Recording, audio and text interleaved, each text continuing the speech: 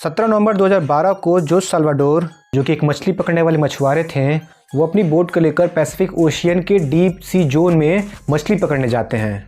अगर हम Pacific Ocean के टोटल एरिया की बात करें तो इसका total length 161.76 million square kilometre है, जबकि अर्थ पर मौजूद सारे ही ज़मीन की total length 148.94 million square kilometre ही है। यानी पृथ्वी पर मौजूद सारे ही कॉन्टिनेंट या सारे ही ज़मीन इस एक पैसिफिक ओशियन में बड़े ही आराम से फिट हो सकते हैं। यहाँ पर मैंने पैसिफिक ओशियन का कंपेयर अर्थ पर मौजूद सारे ही ज़मीन से इसलिए किया क्योंकि इसी पैसिफिक ओशियन में जॉन को आने वाले 438 दिन अकेले बिताने थे।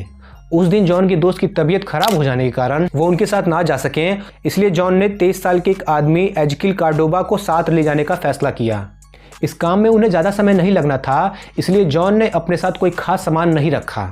उनके साथ उनकी 7 फुट की नाव, एक छोटा सा आइस बॉक्स जिसमें वो मछलियाँ पकड़ कर रखते हैं, एक रेडियो और एक दिन का खाना था। जॉन को अपना काम ख़त्म करके घर लौटने में सिर्फ 30 घंटे का समय लगने वाला था, पर उन्होंने 1% भी उस 438 दिन के बारे में नहीं सोचा होगा जो वो आने वाले समय में इस पैसिफिक ओशन में बिताने वाले थे। अपने किनारे से लगभग 120 किलोमीटर दूर उन्होंने मछली पकड़ने के लिए जाल को फेंका और लगभग 500 किलो मछलियां पकड़ ली कि तभी एक तूफान की शुरुआत होती है।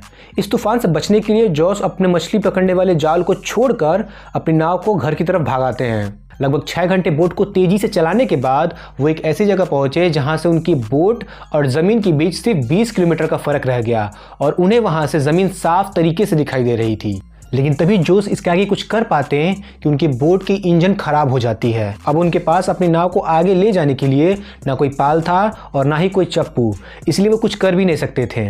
ऊपर से उनकी नाव तूफान में फंसने के कारण खराब भी हो चुकी थी। जोस ने आखिरी उम्मीद के नाम पर अपने रेडियो की हेल्प से अपने बॉस को अपनी लास्ट लोकेशन भेज दी कि शायद वो उन्हें बचाने के लिए कोई रेस्क्यू टीम भेजें, पर ऐसा कुछ भी नहीं हुआ और अब उनकी नाव खुले समुद्र में बिना किसी सेट डायरेक्शन के ही बहने लगी।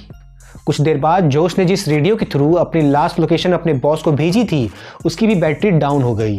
तेज हवाओं के कारण उनकी बोट गहरे समुद्र की तरफ बहने लगी और जो ज़मीन जोस और उनके साथी को अब तक दिखाई दे रही थी वो भी धीरे धीरे उनसे दूर होती गई।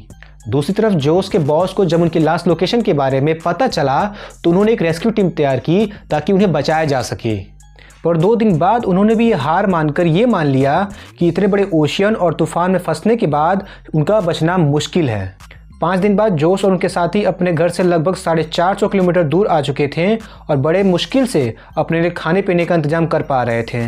जोस अपने हाथों का इस्तेमाल से जितना हो सके मछली, कछुए या जेलीफिश पकड़ने की कोशिश करते और कभी कभी पानी में बहते कचरे से खाने या पीने का सामान ढूंढते। इस बीच बारिश के पानी से वो अपनी प्यास भी बुझाते और अगर कई दिनों तक बारिश नहीं होती तो फिर उन्हें कछुए के खून से या फिर अपनी यूरिन से ही प्यास को बुझाना पड़ता। जोस साल्वाडोर अपने इंटरव्यू में ये बताते हैं कि उन दिनों वो अपने फेवरेट खाने को और अपने माता पिता को अपने सपने में अक्सर देखा करते हैं। पैसिफिक ओशन में लगभग 4 महीने तक चले इस टॉर्चर के बाद जोस का साथी एजकिल कार्डोबा सुसाइड कर लेता है, जिसके बाद पूरे पैसिफिक ओशन में जोस अकेले पड़ गए।